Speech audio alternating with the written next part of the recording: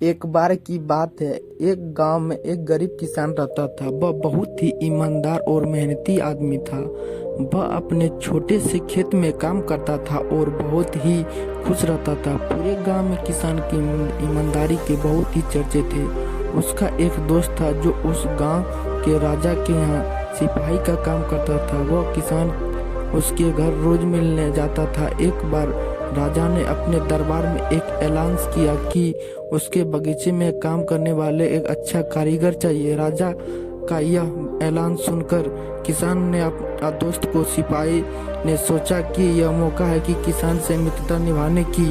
मैं उसे यहाँ बगीचे में काम पर लगवा देता हूँ। तब सिपाही राजा से कहा, महाराज, मैं आपके लिए ऐसे आदमी को लेकर आऊंगा जो यह काम कर लेगा। तब राजा ने कहा, जाओ, कल से ही बगीचे में काम करने के लिए कह दो। उसी वक्त किसान अपने दोस्त किसान के पास गया और उसने किसान को सारी बात बता दी कि किसान भी काम करने के लिए तैयार हो गया है। अगले ही दिन अपने दोस्त के साथ राजमहल पहुंच गया।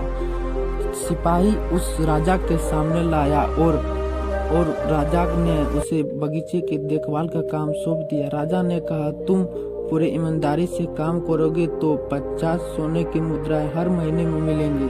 किसान खुशी खुशी से काम करने लगे। बगीचे में काम करने लगे। किसान बगीचे में दिल से मेहनत कर काम करता था। कुछ दिन बाद किसान ने बगीचों को बहुत सुंदर बना दिया। राजा को उसका काम पसंद आया। एक दिन किसान बगीचे में कुछ खुदाई कर रहा था तो उसने जमीन के नीचे एक बड़ी संदूक मिला। किसान वह संदूक को खोला तो देखा वह सोने और चांदी से भरी हुई थी। यह देखकर किसान बहुत खुश हुआ। वह अपनी ईमानदारी दिखाते हुए राजा के पास पहुंचा। राजा किसान की ईमानदारी देखकर बहुत खुश हुआ। तब राजा ने किसान से पूछता है, तुम्हें क्या इनाम चाहिए? तब किसान बोला, मालिक, मुझे कुछ नहीं चाहिए, मेरे पास जो भी है मैं उसी से खुश हूँ। राजा इस बात सुनकर और खुश हो गया और उसने किसान को अपना मंत्री बनाने का फैसला लिया। किसान राजा को बात मान लिया। इस कहानी से हमें सीख मिलती है कि हमारे पास जितना भी हो उसी से ही खुश रहें।